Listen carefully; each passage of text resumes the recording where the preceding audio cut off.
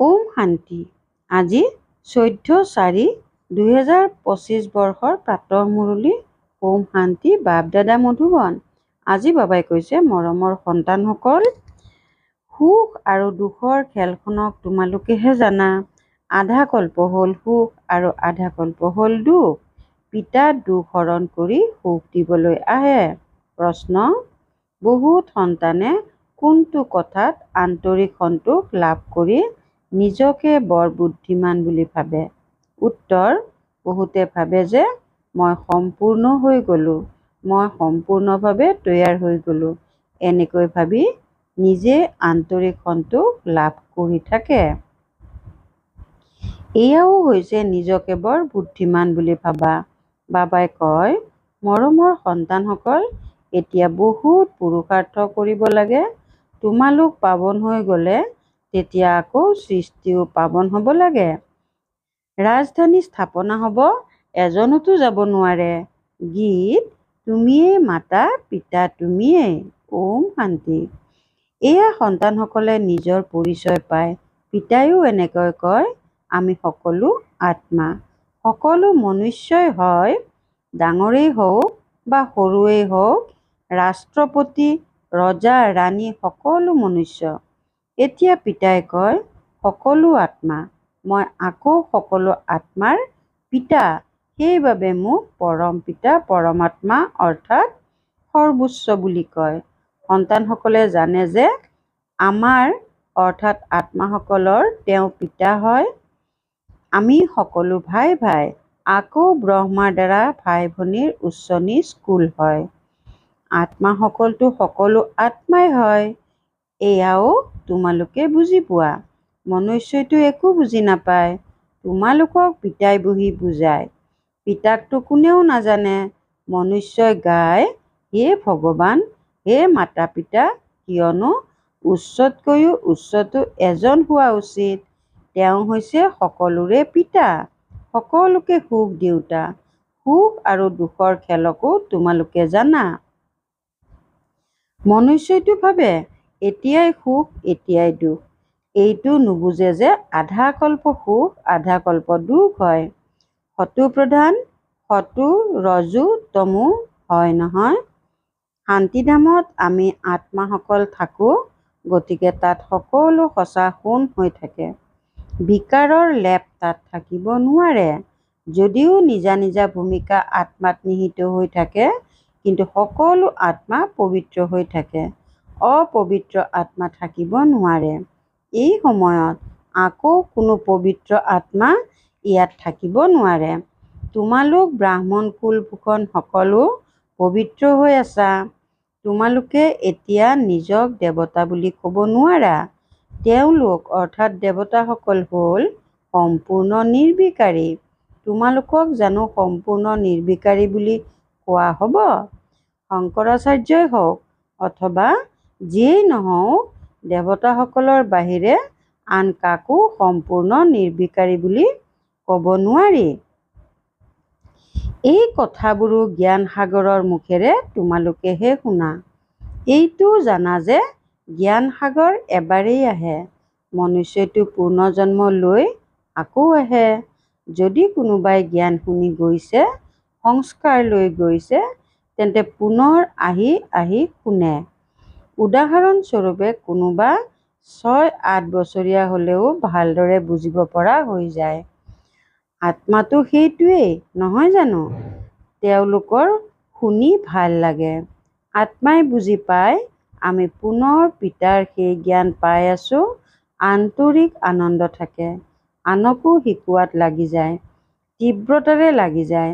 যেনেকৈ যুদ্ধ কৰোঁতাসকলে সেই সংস্কাৰ লৈ যায়, তেতিয়া সৰুকালতে সেইটো কামত আনন্দৰে লাগি যায়। এতিয়া তোমালোকেতো পুৰুষাৰ্থ কৰি নতুন সৃষ্টিৰ মালিক হ'ব লাগে। তোমালোকে সকলোকে বুজাব পাৰা যে হয়তো নতুন সৃষ্টিৰ মালিক হ'ব পাৰে, নতুবা শান্তিধামৰ মালিক হ'ব পাৰে।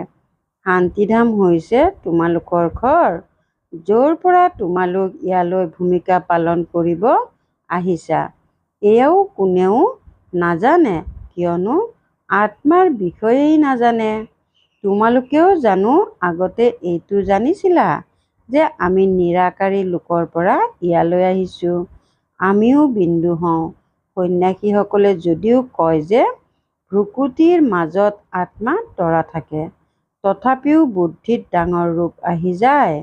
শালগ্ৰাম বুলি কোৱা বাবে ডাঙৰ ৰূপ বুলি ভাবি লয়। আত্মা শালগ্ৰাম হয়। যেতিয়া যজ্ঞ ৰচে তেতিয়া তাতো ডাঙৰ ডাঙৰ শালগ্ৰাম সাজে। পূজা কৰাৰ সময়ত শালগ্ৰামৰ ডাঙৰ ৰূপহে বুদ্ধিত থাকে।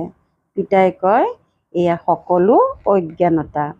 জ্ঞানটো মইহে শুনাওঁ, জগতত আন কোনেও শুনাব নোৱাৰে।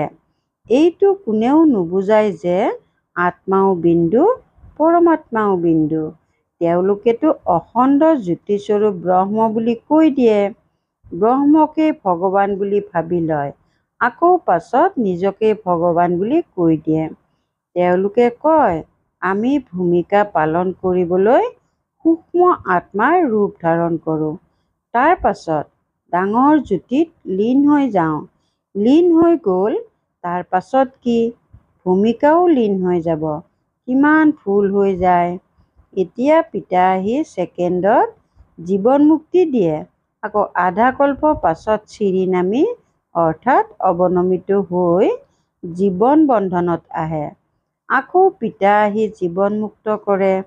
সেইবাবে তেওঁক সকলোৰে সদ্গতি দাতা বুলি কোৱা হয়। গতিকে এজন পতিত পাৱন পিতা তেওঁকেই স্মৰণ কৰিব লাগে। তেওঁৰ স্মৃতিৰেহে তোমালোক পাৱন হ'বা, নহ'লে হ'ব নোৱাৰা। উচ্চতকৈও উচ্চ এজনেই পিতা। বহুত সন্তানে ভাবে আমি সম্পূৰ্ণ হৈ গ'লো, আমি সম্পূৰ্ণকৈ তৈয়াৰ হৈ গ'লো। এনেকৈ ভাবি আন্তৰিক সন্তোষ লাভ কৰে। এয়াও হৈছে নিজক বৰ বুদ্ধিমান বুলি ভবা। বাবাই কয়, মৰমৰ সন্তানসকল, এতিয়া বহুত পুৰুষাৰ্থ কৰিব লাগে। পাৱন হৈ গ'লে তেতিয়া আকৌ সৃষ্টিও পাৱন লাগিব। এজনতো যাব নোৱাৰে। কোনোবাই যিমানেই চেষ্টা নকৰক যে আমি সোনকালে কৰ্মাতীত হৈ যাওঁ, কিন্তু সেয়া নহ'ব। ৰাজধানী স্থাপনা হ'ব লাগে। যদিও কোনোবা বিদ্যাৰ্থী পঢ়াত বহুত হুঁচিয়াৰ হৈ যায়, কিন্তু পৰীক্ষাটো সময়ত হ'ব নহয় জানো? পৰীক্ষাটো সোনকালে হ'ব নোৱাৰে। এয়াও এনেকুৱা।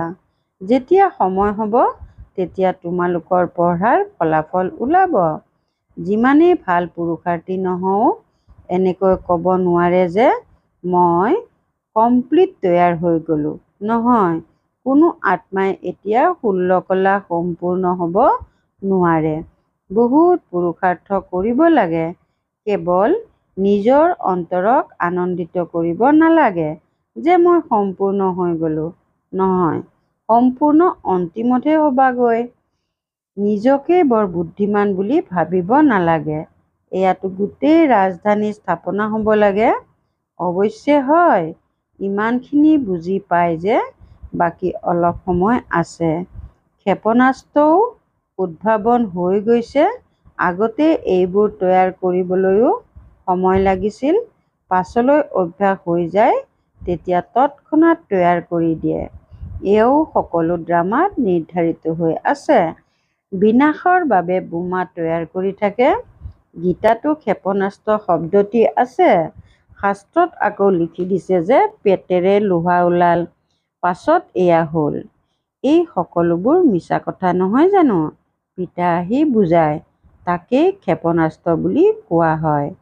এতিয়া এই বিনাশৰ পূৰ্বে আমি তমোপ্ৰধানৰ পৰা সতোপ্ৰধান হ'ব লাগে। সন্তানসকলে জানে আমি আদি সনাতন দেৱী দেৱতা ধৰ্মৰ আছিলোঁ। সঁচা সোণ আছিলোঁ। ভাৰতক সঁচা খণ্ড বুলি কয়, এতিয়া মিছা খণ্ড হৈ গৈছে। সোণো আচল আৰু নকল থাকে নহয়।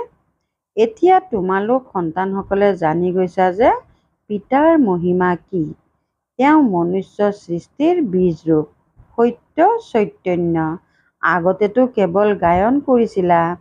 এতিয়া তোমালোকে বুজি পোৱা যে আমি পিতাৰ সকলো গুণ আমাৰ মাজত ধাৰণ কৰি আছোঁ। পিতাই কয় যে প্ৰথমে স্মৃতিৰ যাত্ৰা কৰা, মোক স্মৰণ কৰা, তেতিয়া তোমালোকৰ বিকৰ্ম বিনাশ হৈ যাব। মোৰ নামেই হৈছে পতিত পাৱন।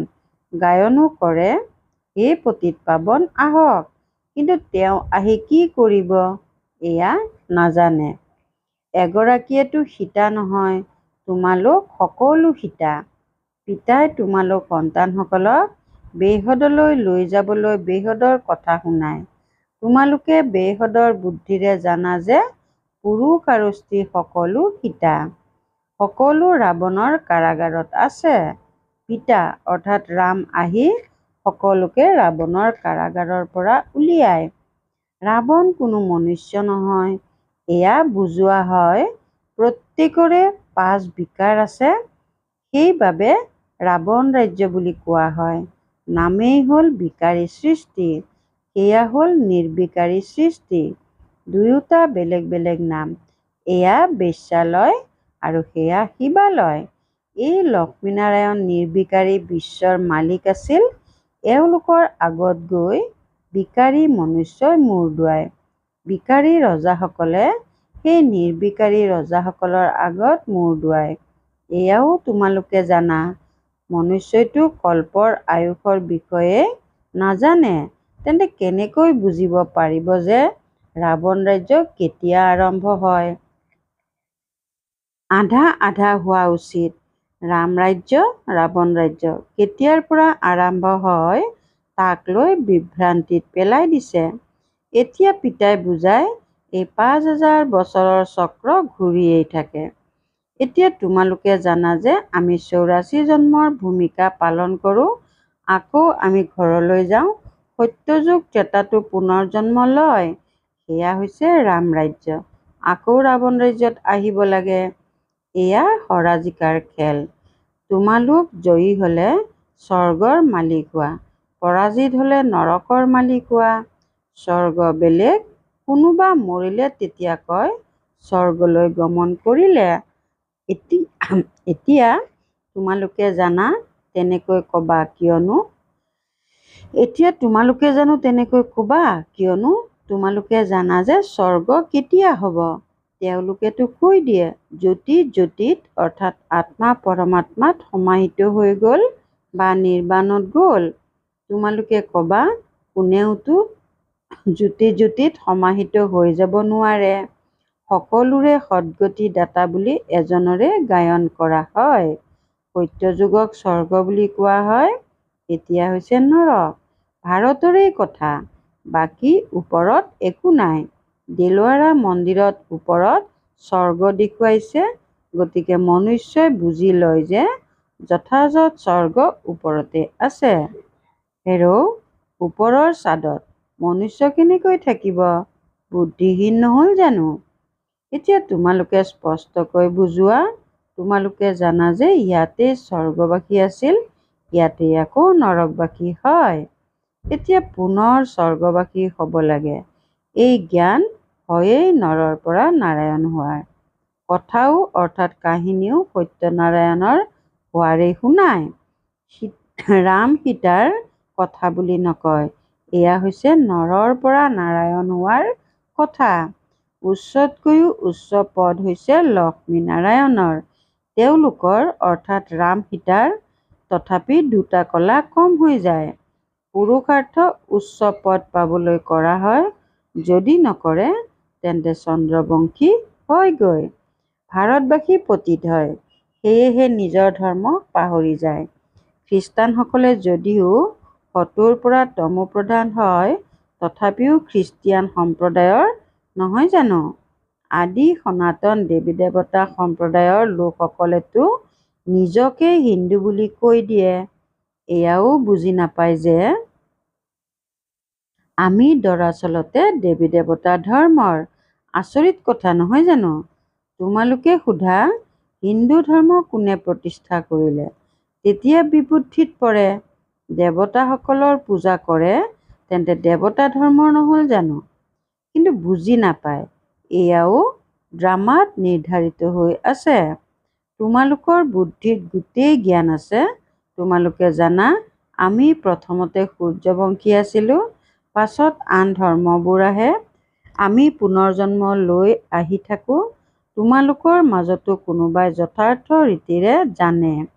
স্কুলতো কোনোবা বিদ্যাৰ্থীৰ বুদ্ধিত ভালকৈ ধাৰণ হয়, কাৰোবাৰ বুদ্ধিত কমকৈ ধাৰণ হয়।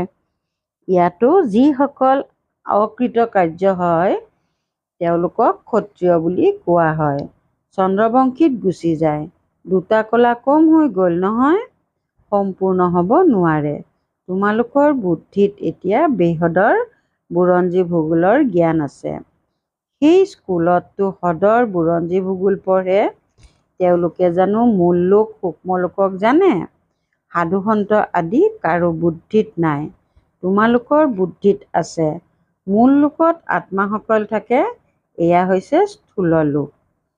তোমালোকৰ বুদ্ধিত গোটেই জ্ঞান আছে।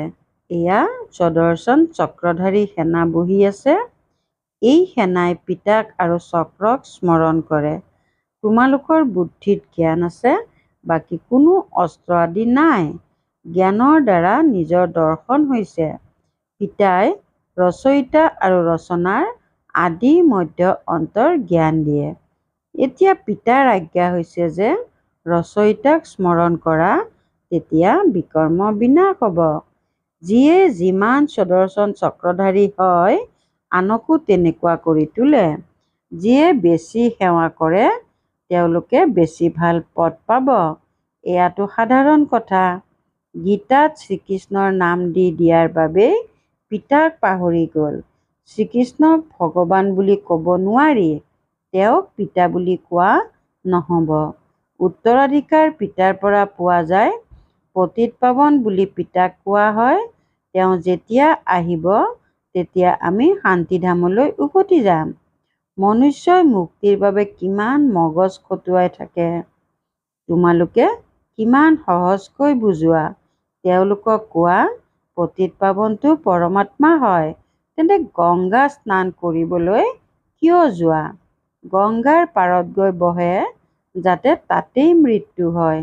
আগতে বংশত যেতিয়া কোনোবা মৰিবৰ সময় হয় তেতিয়া গংগালৈ গৈ হৰি বল বুলি কৈছিল।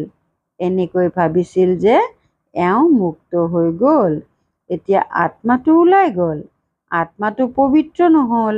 আত্মাক পবিত্ৰ কৰোঁতা পিতাই হয়। তেওঁকে মাতে। এতিয়া পিতাই কয় মোক স্মৰণ কৰা, তেতিয়া বিকৰ্ম বিনাশ হ'ব। পিতা আহি পুৰণি সৃষ্টিক নতুন কৰি তোলে। বাকী নতুনকৈ ৰচনা নকৰে। ভাল বাৰু, অতি মৰমৰ কল্পৰ পাছত পুনৰাই মিলিত হোৱা সন্তানসকলৰ প্ৰতি মাতা পিতা বাপ দাদাৰ স্নেহপূৰ্ণ স্মৰণ আৰু সুপ্ৰভাত। আত্মিক পিতাৰ আত্মিক সন্তানসকলৰ প্ৰতি নমস্কাৰ। ধাৰণাৰ বাবে মুখ্য সাৰ ১ নম্বৰ, পিতাৰ যিবোৰ গুণ আছে সেয়া নিজৰ মাজত ধাৰণ কৰিব লাগে। পৰীক্ষাৰ পূৰ্বে পুৰুষাৰ্থ কৰি নিজক সম্পূৰ্ণ পাৱন কৰি তুলিব লাগে। এই ক্ষেত্ৰত নিজকে বৰ বুদ্ধিমান বুলি ভাবিব নালাগে। ২ নম্বৰ, স্বদৰ্শন চক্ৰধাৰী হ'ব লাগে আৰু আনকো তেনেকুৱা কৰি তুলিব লাগে। পিতা আৰু চক্ৰক স্মৰণ কৰিব লাগে। বেহদৰ পিতাৰ দ্বাৰা বেহদৰ কথা শুনি নিজৰ বুদ্ধি বেহদত ৰাখিব লাগে, হদত আহিব নালাগে। বৰদান, স্বস্থিতিৰ দ্বাৰা পৰিস্থিতিৰ ওপৰত বিজয় প্ৰাপ্ত কৰোঁতা সংগমযোগী বিজয়ী ৰত্ন হোৱা। স্বস্থিতিৰ দ্বাৰা পৰিস্থিতিৰ ওপৰত বিজয় প্ৰাপ্ত কৰোঁতা সংগমযোগী বিজয়ী ৰত্ন হোৱা। পৰিস্থিতিৰ ওপৰত বিজয় প্ৰাপ্ত কৰাৰ সাধন হৈছে স্বস্থিতি। এই দেহো পৰৰ নিজৰ নহয়। স্বস্থিতি বা স্বধৰ্মই সদায় সুখৰ অনুভৱ কৰায় আৰু প্ৰকৃতিৰ ধৰ্ম অৰ্থাৎ পৰধৰ্ম বা দেহৰ স্মৃতিয়ে কিবা নহয় কিবা প্ৰকাৰৰ দুখৰ অনুভৱ কৰায়। গতিকে যি সদায় স্বস্থিতিত থাকে তেওঁ সদায় সুখৰ অনুভৱ কৰে। তেওঁৰ ওচৰত দুখৰ লহৰ আহিব নোৱাৰে। তেওঁ সংগমযোগী বিজয়ী ৰত্ন হৈ যায়। শ্লোগান, পৰিৱৰ্তন শক্তিৰ দ্বাৰা ব্যৰ্থ সংকল্প প্ৰবাহৰ স্ৰোত সমাপ্ত কৰা। পৰিৱৰ্তন শক্তিৰ দ্বাৰা ব্যৰ্থ সংকল্প প্ৰবাহৰ স্ৰোত সমাপ্ত কৰা। ওম শান্তি। সংযুক্ত ৰূপৰ স্মৃতিৰে সদায় বিজয়ী হ'বলৈ আজিৰ অব্যক্ত সংকেত। মনুষ্যই কয়, যিফালেই চাওঁ সেইফালেই মাথো তুমিয়েই, আৰু আমি কওঁ, আমি যি কৰোঁ, যলৈ যাওঁ পিতা লগতে থাকে, অৰ্থাৎ মাথো তুমিয়েই। যেনেকৈ কৰ্তব্য লগত আছে, তেনেকৈ প্ৰতিটো কৰ্তব্য কৰাওঁতাজনো সদায় লগত আছে। কৰণহাৰ আৰু কৰৱানহাৰ দুয়ো সংযুক্ত হৈ আছে। ওম শান্তি।